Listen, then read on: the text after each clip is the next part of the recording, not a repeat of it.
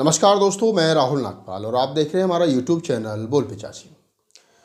उत्तर प्रदेश में जहां बहुजन समाज पार्टी एक समय पर सबसे बड़ी पार्टी हुआ करती थी, 2012 तक बहुजन समाज पार्टी पूर्ण बहुमत की सरकार प्रदेश में चला रही थी, जिसके पास में लगभग 32% वोट था। उसके बाद में यही वोट घट करके आज लगभग 12% रह गया है। एक बात मैं आप तमाम लोगों के साथ साझा करना चाहता हूं, जिस उत्तर प्रदेश के अंदर बहुजन समाज पार्टी के पास में लगभग 20 MP मेंबर्स ऑफ पार्लियामेंट हुआ करते थे और राज्यसभा और लोकसभा दोनों में मिलाकर के लगभग 40 MP राज्यसभा और लोकसभा में एक समय पर बहुजन समाज पार्टी में हुआ करते थे। आज वो बहुजन समाज पार्टी 2024 के लोकसभा चुनाव से पहले किस स्थिति में है, थोड़ा सा इस पर नज़र डाल लेते हैं। नज़र इसलिए भी डाल लेते हैं क्योंकि इससे पहले जितने चुनाव हुए हैं उन सारे चुनावों में अगर आप देखेंगे तो लोकसभा चुनावों में बहुजन समाज पार्टी उत्तर प्रदेश के 80 लोकसभा सीटों पर बसपा के पास 4-4, 5-5 प्रत्याशी हुआ करते थे और चुनाव से 1 साल 2 साल पहले सारे प्रत्याशी होर्डिंग पोस्टरों से पूरी लोकसभा को पाट दिया करते थे। आप तमाम लोगों ने उत्तर प्रदेश से जो संबंधित है उन लोगों ने देखा होगा कि किस प्रकार से एक लोकसभा पर 2-2, 3-3 प्रभारी बनाए जाते थे, लोकसभा प्रभारी, और जिसका परफॉर्मेंस, जिसकी तैयारी ज़्यादा अच्छी होती थी, पार्टी का शीर्ष नेतृत्व यानी माननीय बहन जी उसको पार्टी का प्रत्याशी बनाती थी। पार्टी का नारा एक समय माननीय प्रसाद काशीराम साहब के समय पर हुआ करता था कि जितनी जिसकी संख्या भारी उतनी उसकी हिस्सेदारी। बाद में ये नारा, इसमें एक नारा और जोड़ दिया गया जिसको कहा गया कि जितनी जिसकी तैयारी उतनी उसकी भागीदारी, यानी लोकसभा क्षेत्र में, विधानसभा क्षेत्र में जितनी जिसकी तैयारी है, जो मजबूत है, पार्टी के सर्वे में उसको टिकट दिया जाता था। वर्तमान समय में लोकसभा का चुनाव 2024 का चंद महीनों के बाद है और चंद दिनों के बाद में, लगभग 10 दिन के बाद में चुनाव की घोषणा हो जाएगी। उसके बाद में नामांकन और चुनाव की प्रक्रिया शुरू है। मैं उत्तर प्रदेश का दौरा करके लौटा हूँ। मैंने देखा कि 80 लोकसभाओं का अगर हम जिक्र करें, जिन जिन जिलों में मैं गया वहाँ पर बहुजन समाज पार्टी के होर्डिंग पोस्टर गायब हैं।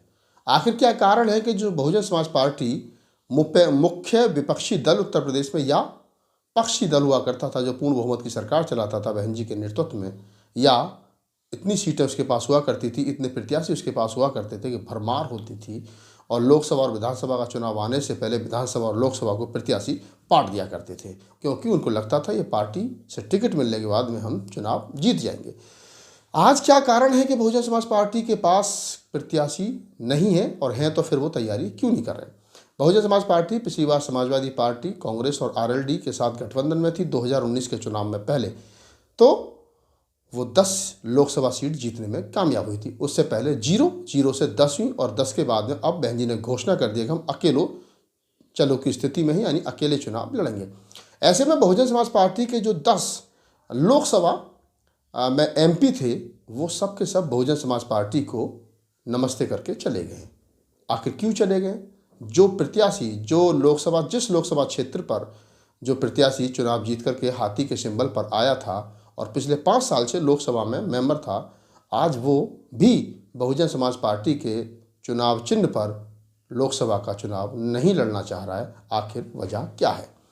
वजह यही है कि बहन जी ने जिस प्रकार से कहा है कि हम अकेले चुनाव लड़ेंगे, तो प्रत्याशियों को या जीते हुए सांसदों को भी ये अपने आप से श्योरिटी नहीं मिल रही है क्या वो चुनाव जीत पाएंगे। उत्तर प्रदेश के 2022 के विधानसभा चुनाव में जिस प्रकार से बहुजन समाज पार्टी को 12% वोट मिला था, तो तमाम प्रत्याशियों को लगता है कि 12% वोट के आधार पर चुनाव जीतना संभव नहीं है।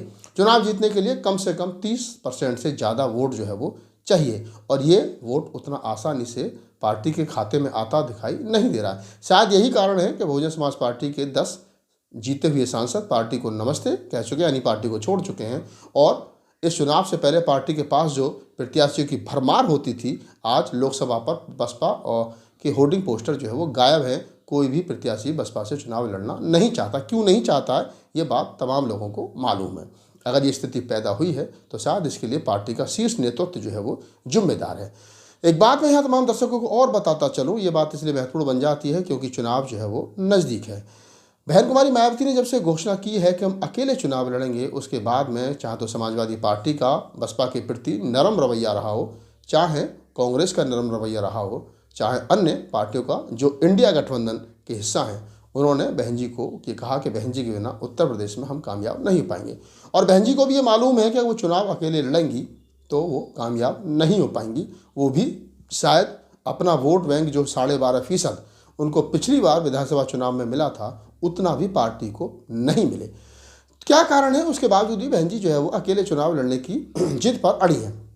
मेरे बसपा के कई बड़े नेताओं से बातचीत हुई, मैं नाम नहीं बता सकता हूँ। मैंने उनसे पूछा कि 80 लोकसभा क्षेत्रों में तुम्हारी क्या तैयारी है। हर वार की तरह ना तो होर्डिंग पोस्टर और ना ही कोई प्रत्याशी तैयारी करता हुआ दिखाई दे रहा है।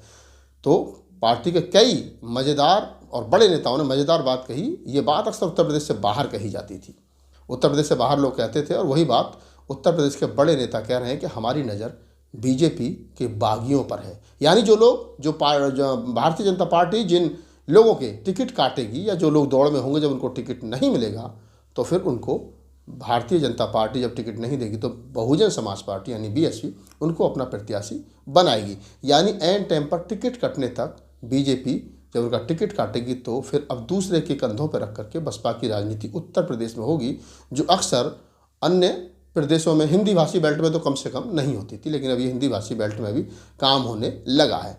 पार्टी कितनी कमज़ोर हुई है, कितनी मजबूत है, इस पर मैं जिक्र नहीं कर रहा हूँ, लेकिन उत्तर प्रदेश के घूमने के बाद में जो मुझे लगा कि बहुजन समाज पार्टी के पास में शायद उतने प्रत्याशी नहीं हैं जितने अन्य पिछले चुनावों में हुआ करते थे।